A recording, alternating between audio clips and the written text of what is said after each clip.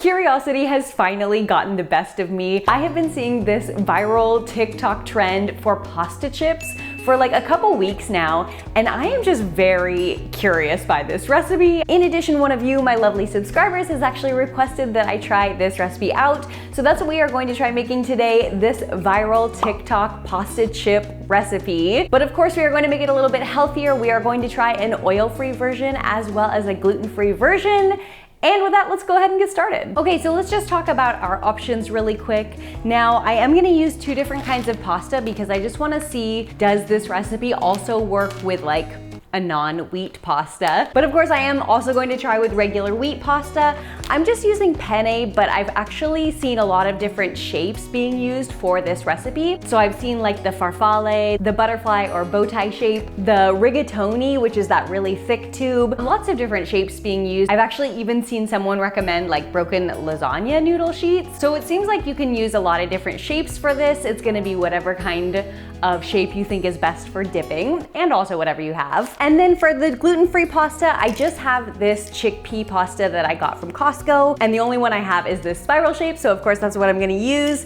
And I'm just very curious to see, does this work equally well with a chickpea pasta? Now, the original recipe does call for oil. I've seen pretty much every single recipe using oil. So of course I'm gonna have to try it with a couple different oil-free options. I think essentially the role of the oil is just to help the coatings stick on the pasta, but it also probably adds a little bit of crispiness because, you know, oil does help things get crispy. So today, in lieu of oil, I'm going to be trying aquafaba, which is just a fancy word for bean water. This is actually the bean water left over from home-cooked chickpeas. But of course, the liquid left over in your can of chickpeas is exactly the same. And aquafaba is really good because it's basically tasteless. So you're not gonna have any kind of strong flavor associated with it. And it should help our seasonings stick on there quite nicely. But I also thought it might be fun to use a little bit of pickle brine to see if that enhances the flavor at all. I like to use pickle brine actually on my oil-free popcorn and also oven roasted chickpeas. I feel it adds a little bit extra flavor to those things, so I thought we might as well try it on these pasta chips as well. So I'm gonna use a little bit of pickle brine and see how that compares to the aquafaba. And then as a control group, we are going to try some olive oil.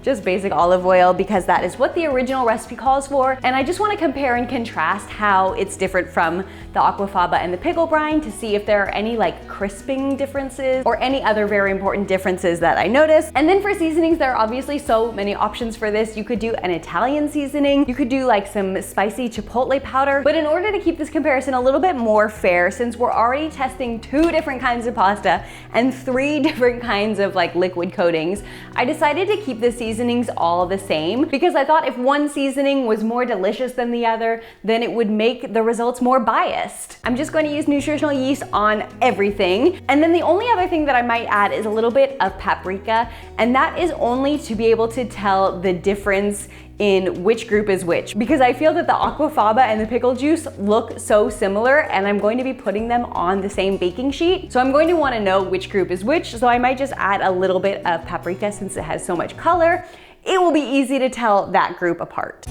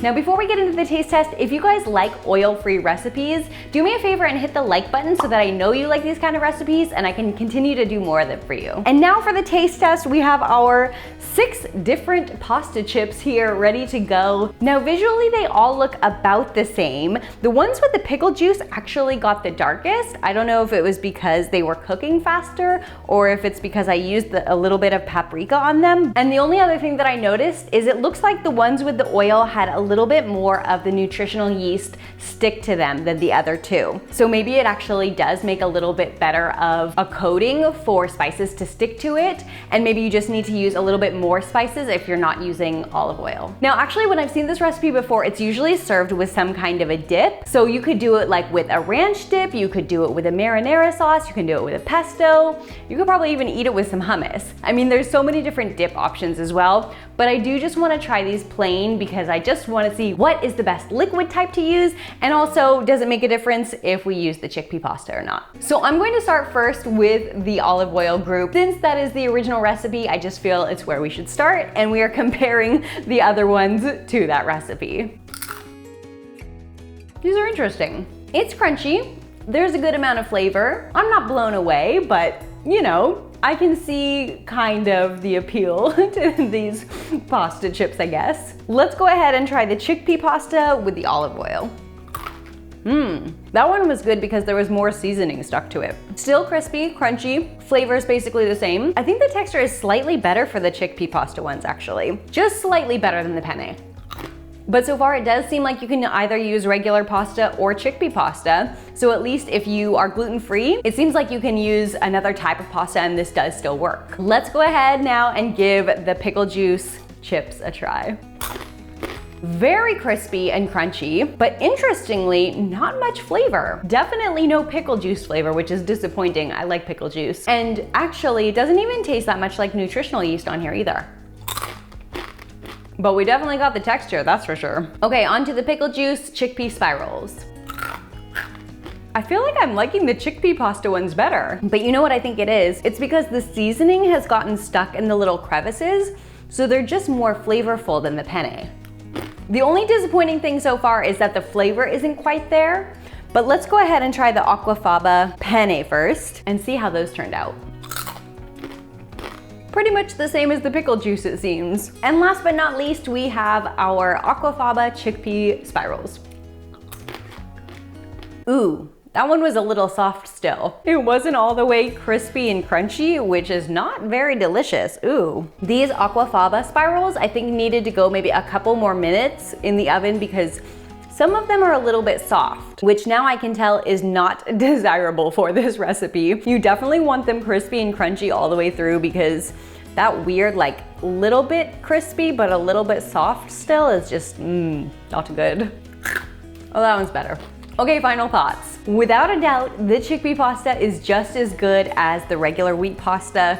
I didn't notice any differences at all between the two, other than obviously the shape. But it seems that it doesn't really need to be a wheat pasta in order for this to work. The chickpea pasta works perfectly. Then also in terms of the oil versus aquafaba or pickle juice, I also think that the only difference really was taste and not so much texture. I definitely was able to get them super crispy with both aquafaba and pickle juice. So if you're looking for an oil-free option, it does seem like either of those options work. However, that being said, I did notice a bit of a taste difference. The pastas that I used olive oil on, I did feel like there was a little bit more flavor. The nutritional yeast was able to stick to that pasta a little bit better. So what I would do with the aquafaba and the pickle juice versions is just to overcompensate a little bit with extra seasonings so that you get enough flavor sticking to them. Now, all of that being said, how is this recipe overall? It's all right. It's a very interesting concept. It's like, who ever thought of making a dried out crunchy version of pasta? It's just very unusual. I personally think that my oil-free tortilla chips is a much better recipe. If you guys want that recipe, I'm gonna link it right here as well as in the description box down below. But like I said, if you have been wanting to try this out and you're just looking for an oil-free version or a gluten-free version, there are definitely options to do that, and I'm really glad that those worked out. So definitely leave me a comment down below letting me know if you have seen this recipe on TikTok. If any of you have tried it out, I would love to know what you guys think. And with that, thank you guys so much for watching Let's Eat Plants, and I will see you guys next time.